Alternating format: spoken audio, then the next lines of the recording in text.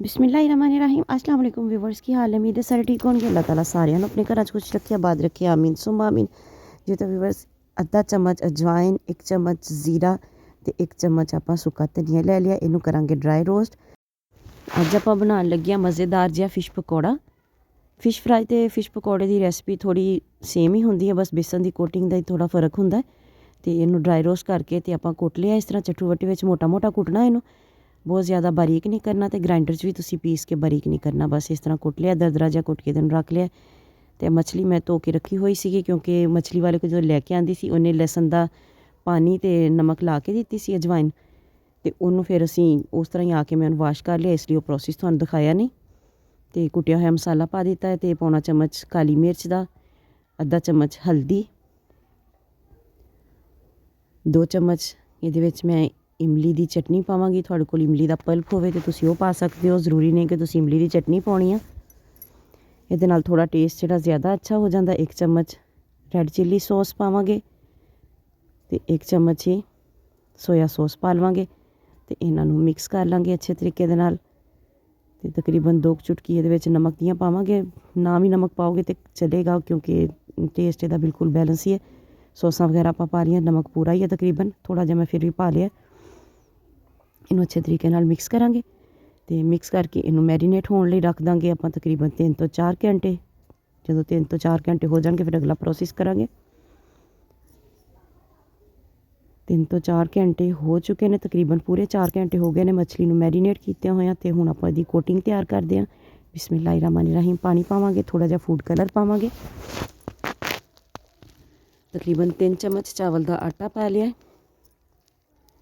1.5 cup बेसन का शामिल करांगे। तो इनू अच्छे तरीके दे नाल मिक्स कर लांगे। ये देखो माशाल्लाह इनू मिक्स कर लिया।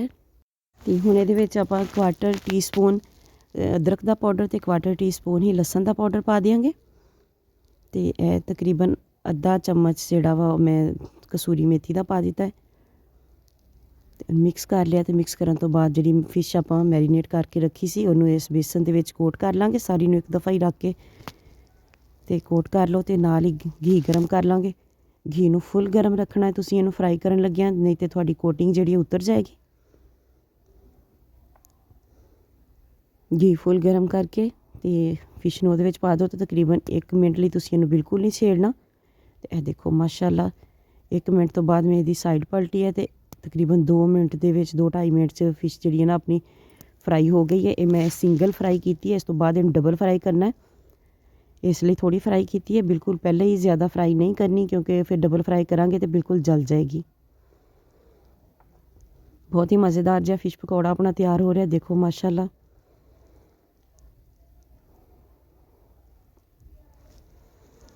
सारी फिश नूं इस तरह ही सिंगल फ्राई करके कढ़ लिया। तो हुण तुसीं चाहो तो टिशू पेपर दे नाल इहनूं प्रेस कर लो या इहनूं किसी कपड़े नाल। मैं इहनूं कपड़े नाल प्रेस करांगी क्योंकि फिर टिशू पेपर नाल जो प्रेस करीदा तो हत्थ बहुत ज़्यादा ऑयली हो जाते हैं। इस तरह बिल्कुल दबा के जो ठंडी हो जाए ना तुसीं इहनूं एक दफ़ा प्रेस कर लेना।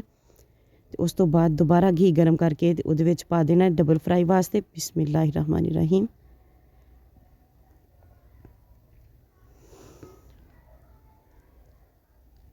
तकरीबन 2 तो 3 मिनट आपां दोबारा फ्राई करांगे इहनूं इस तरह दबा के, ताकि फिश जिहड़ी है अंदरों अच्छे तरीके दे नाल फ्राई हो जाए। बहुत ही ज़बरदस्त क्रिस्टल बनणगे फिश दे विच, बिल्कुल अंदरों तुहानूं गिली गिली जी फिश फील नहीं होएगी। बहुत ज़बरदस्त ते क्रिस्पी फिश अपनी तैयार हुई है।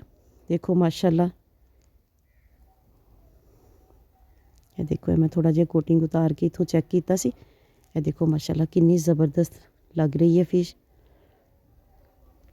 जिन्नी ये देखण नूं ज़बरदस्त लगदी पई है, इस तो किते ज़्यादा टेस्ट विच भी बड़ी मज़ेदार सी। ये देखो तुहानूं मैं खोल के भी दिखा दिन्नी आं, गर्म बहुत है, मेरा हत्थ जल रहा है।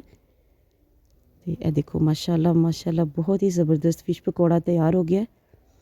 वीडियो चंगी लगे तो लाइक तो शेयर जरूर करिया जे। मिलते हैं किसी नैक्सट वीडियो, उदों तक लिए अल्लाह हाफिज़।